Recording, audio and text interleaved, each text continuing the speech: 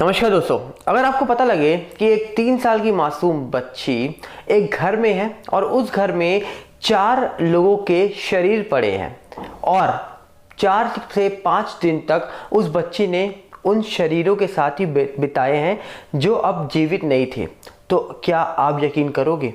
क्या आप कभी किसी भी ऐसे शख्स के साथ एक रात भी गुजार सकते हो जो अब इस दुनिया में ना रहा हो? पर नहीं, यहाँ पर एक देश के एक ऐसे कोने से खबर निकल के आ रही है जहां पर एक 3 साल की मासूम और एक 6 महीने के मासूम ने ऐसा कर दिखाया।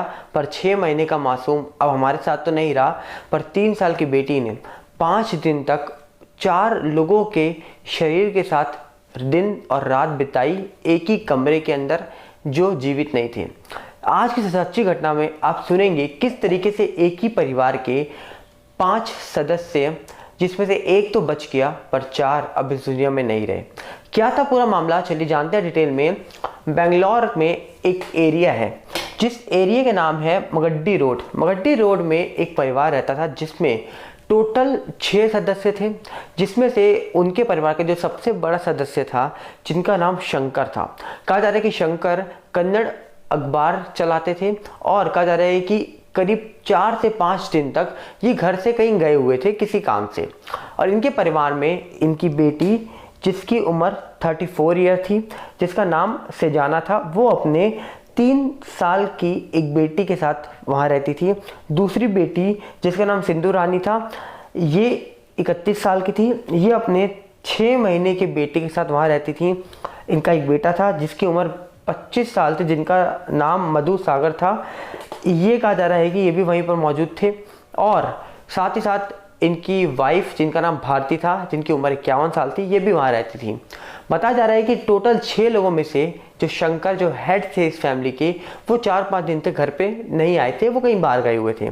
और शुक्रवार की शाम को जब ये घर लौटते हैं तब ये घर लौटकर गेट खटकाती हैं। गेट खटकाने के बाद कोई गेट नहीं खोलता और इसी के डर से ये चारों तरफ जाते हैं गेट खटकाने के लिए। जहाँ जहाँ इनके घर के गेट होते हैं खिड़कियाँ होती हैं, पर एक खिड़की जब इनको खुली मिलती है और उस खिड़की से ये अंदर झांकते हैं तो इनके रोंगटे खड़े हो जाते हैं। इन्होंने देखा कि उस समय करीब 4 लोग जो कि लटके हुए हैं और एक मासूम बच्चा बेड में रो रहा है। अब कहा जा रहा है कि ये देखने के बाद कोई भी संग रह जाएगा कि आखिरकार ऐसा कैसे हो सकता है, एक ही परिवार के 4 से 5 लोग इस तरीके से चले जाएं और किसी को पता ना लगे। अब पहले बार इस पूरे मामले को देखने के बाद सबने बोला ये एक सिंपल मामला है जो कि इन लोगों ने खुद अपने साथ ये सब किया है। पर अब इस पूरे मामले की सच्चाई ये निकल के आ रही है, जो शंकर थे 4-5 दिन से घर से बाहर थे। इन्होंने अपना फ़ोन भी बंद कर लिया था और ऐसा कहना है कि इसी वजह से परिवार के बीच में कुछ अनबन चल रही थी और परिवार ने ये कदम उठा लिया। अब सोचिए, एक शंकर जो घर के बाहर है और परिवार के अंदर मौजूद इनका एक बेटा, 2 बेटी, एक इनकी वाइफ और उनके 2 बच्चे, जो इनकी बेटी थे उनके 2 बच्चे, ये सब लोग मौजूद थे और सब ये कदम उठा लेंगे और शंकर कुछ नहीं करेंगे, ऐसा कैसे हो सकता है? अब इसमें कहा जा रहा है कि जो इनकी वाइफ थी भारती 51 साल की, उन्होंने भी गलत कदम उठाया। इनकी बेटी जिनका नाम सेजाना था, जिनकी उम्र 34 साल थी, उन्होंने भी कदम उठाया। इनकी बेटी सिंधु रानी जिनकी उम्र करीब 31 साल थी, इन्होंने भी ये कदम उठाया। इनके बेटे जिनका नाम मधु सागर था, इन्होंने भी कदम उठाया। टोटल 4 लोग। अब इनकी 2 बेटी के एक का एक बेटा था जिसकी उम्र 6 महीने थी, इसने भी ये कदम नहीं उठाया, पर ये शायद भूख प्यास की वजह से हमारे बीच नहीं था। इसका शरीर बेड पर मिला और कहा जा रहा है कि हमारे बीच तो नहीं है, शायद भूख प्यास से 4 से 5 दिन तक इस बच्चे ने कुछ ना खाने के कारण दम तोड़ दिया। दूसरी साइड इनकी जो बड़ी बेटी थी जिसकी उम्र 34 साल थी, उनकी एक 3 साल की बेटी थी। कहा जा रहा है कि वो रोती हुई पाई गई और कहा जा रहा है कि सिर्फ एक लौती वही बेटी थी जो जीवित बची। और पिछले 5 दिन से वो पूरे परिवार के शरीरों के साथ उस कमरे में रह रही थी, जो शरीर तो अब सिर्फ शरीर थे, सिर्फ मिट्टी थे, उसके अलावा कुछ नहीं थे। और शायद आप में से, हम में से भी एक रात भी कोई नहीं रह सकता। अगर कोई भी ऐसा शख्स चला जाए, चाहे वो कितना भी अपना हो, मुझे नहीं लगता आप में से भी कोई ऐसे रह सकता होगा। तो एक 3 साल की बेटी को क्या पता कि वो किनके साथ रह रही है और क्या हुआ उसके घर में, क्या ये कदम खुद उठाए गए, क्योंकि ये सारी चीज़ें अभी जांच का विषय है। क्योंकि बोला जा रहा है कि इसमें पीएम रिपोर्ट आनी बाकी है, शंकर से पूछताछ होनी बाकी है और उसके बाद ही कोई डिसीजन लिया जाएगा। पर पहली नज़र में इस पूरे मामले को एक सिंपल मामला माना जा रहा है। पर सवाल यहाँ पर ये सबसे बड़ा उठता है कि शंकर घर के बाहर गए और फ़ोन उन्होंने अगर बंद कर लिया तो फिर परिवार को इतनी हताशा हो गई कि उन्होंने ये कदम उठा लिया, या फिर कुछ पर्सनल इश्यूज चल रहे थे, या फिर ये सब कुछ किसी और ने शंकर के पीछे से कर दिया। ये बहुत ही बड़े बड़े सवाल निकल के आ रहे हैं।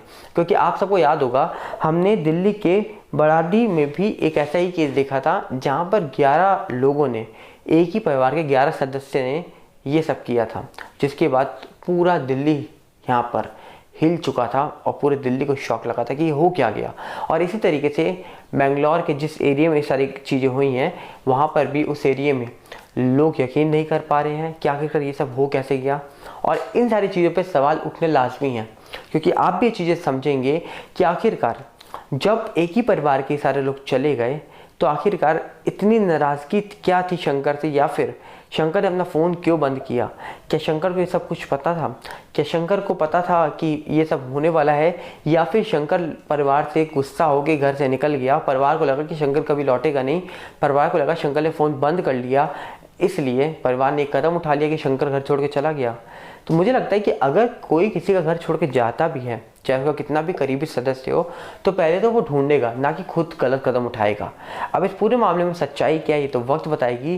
क्या ये सब एक सिंपल केस है या फिर इसके पीछे बहुत सारी बातें छुपी हुई हैं, ये तो जांच का विषय है। पर काबिल तारीफ़ वो बेटी मात्र 3 साल की जो आज हमारे बीच है, जो वो बच्चा आज हमारे बीच ज़रूर है, उसका इलाज चल रहा है और उम्मीद ये करेंगे कि जल्द से जल्द वो स्वस्थ हो जाए। पर सवाल ये फिर से उठेगा कि ये सब कैसे हुआ, क्या ये एक सिंपल केस था? आपको क्या लगता है, क्या आपको ये सिंपल केस लग रहा है, या फिर इस पूरे मामले में आपके अंदर भी कई सारे सवाल उठ रहे हैं, कई सारे डाउट्स क्रिएट हो रहे हैं? क्या कहना चाहेंगे आप? कमेंट्स के माध्यम से ज़रूर बताइएगा। मिलते हैं बहुत जल्दी। नमस्कार, जय हिंद।